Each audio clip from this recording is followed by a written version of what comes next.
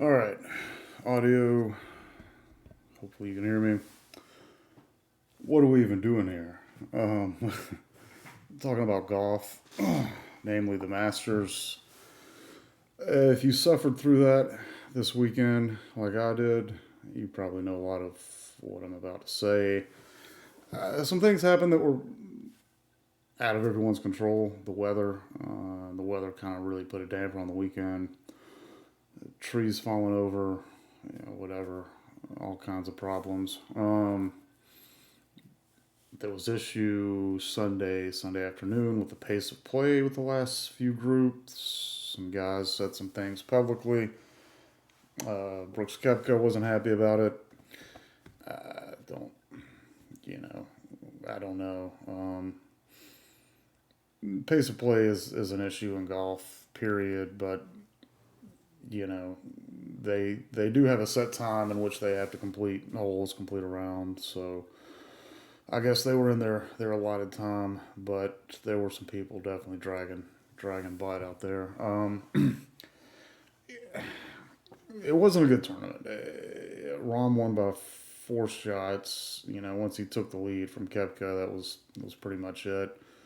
There weren't a lot of birdies. There wasn't any drama coming down the stretch, which is what you want, and it just wasn't entertaining. And it's indicative of the state of golf in general. Golf right now is not entertaining.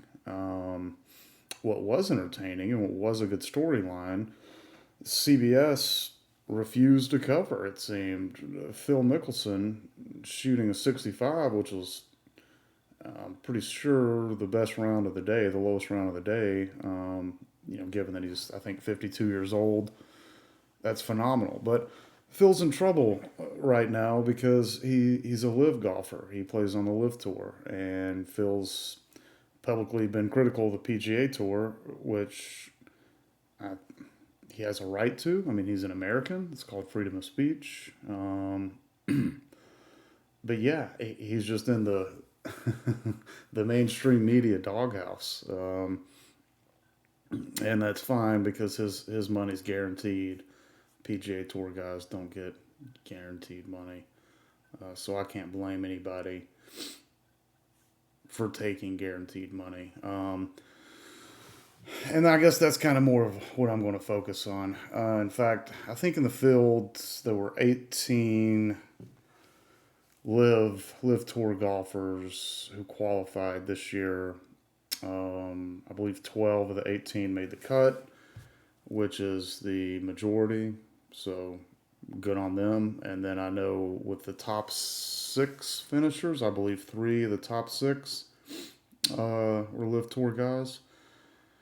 That's going to be interesting because next year the speculation is that roughly half, 9 or so of the 18 that qualified this year won't qualify next year because they got in from world golf rankings, which the world golf rankings aren't recognizing the LIV Tour right now, which I think is completely wrong.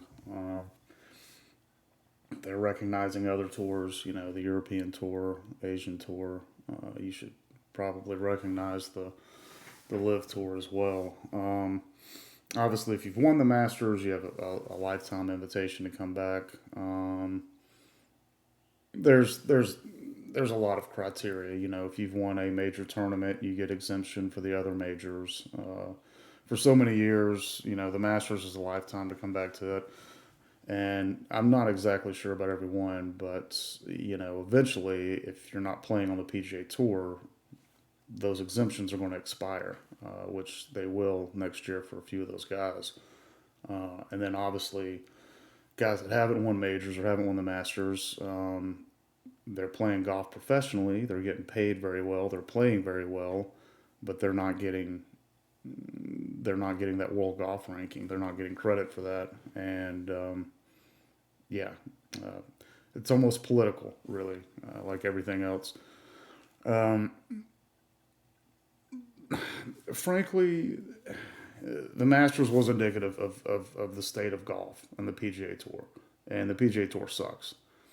Professional sports are about entertainment, and the PGA Tour, in my opinion, provides zero entertainment value. Every one of these guys looks the same, dresses the same, says the same things. I can't tell one from the next. I don't know what's going on. And you know, I don't follow golf intently. I used to years ago. I just, I don't know, grew tired of it. I guess it became dull to me, and it still kind of is. I'm going to tune in to the next live event. I believe it's in Australia in like a week and a half, maybe. I haven't watched a live golf tournament yet, so I'm just kind of curious to see. Hopefully, it's more entertaining. Hopefully, it provides more of an entertainment factor somehow. Well, the truth is, even without the live tour, the PGA Tour, there's only one real good event. I mean, the four major championships, the Masters, the Open Championship, the US Open, and the PGA Championship, none of those have anything to do with the PGA Tour. Um, they're not affiliated directly with the PGA Tour. They're not PGA Tour events. The only PGA Tour event that is good is the Players Championship. And that's just because it's in the stadium course. It's an awesome finishing. The stretch, the last three holes are amazing, 17 especially. And then you've got great energy from the fans. The fans are juiced up. There's drama. It's entertaining, which just most tournaments are not entertaining. Anyway, Phil got the boot from CVS. They might have shown him a handful of times while he was playing the best golf on the course at the age of 52. He's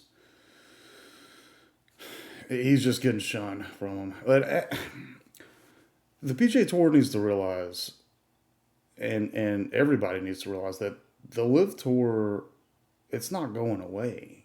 I mean, yeah, it's primarily backed by the Saudis, but Saudi money is long. It is long, real long. And they're just now dipping into sports. Like, they're just getting going with it. They kind of had I don't know all the history of it, but they didn't do sports for a long time. And then now they've got more money than sense, and they're going to start paying whoever they want, whatever they want. $100 million is nothing to some of these folks. Look at how much Cristiano Ronaldo is getting paid to play soccer in Saudi Arabia right now, and you'll understand what I'm saying. Yeah, I think they're going to keep buying guys. Guys are going to keep going over there. I hope that Live Golf is better. I hope it's just not more of the same from the PGA Tour. I hope that there's more, maybe fan player interaction. I don't know. I mean, a little more drama, something to spice it up, something to entertain me, because I wasn't entertained this weekend at all, at all. And the Masters is my favorite golf tournament. I'm a native Georgian. I love the grounds, the history, the tradition, everything of the Masters. One thing, I mean, I don't want to be all negative. Obviously, Augusta National is an amazing place, right? Especially if you've seen it in person. I mean, it's just immaculate. Looks like, if you're a golfer, that's what heaven looks like, right? Another thing that they do well is their live coverage on the internet, masters.com. You can watch Amen Corner, you can watch 456, like holes 15, 16, so if there's any individual player or groups of players you want to keep up with, it's pretty easy to do on their website. That's neat, from a fan perspective. That helps, that's a step in the right direction. It's 2023, there's no sense that you couldn't have a camera on every hole, I mean, everybody's got one in their pocket, so, but fair play to them for actually trying. We'll see what happens. I'm not going to be covering much more golf. I'm going to cover a little bit of live golf just because that's what I'm interested in at the moment.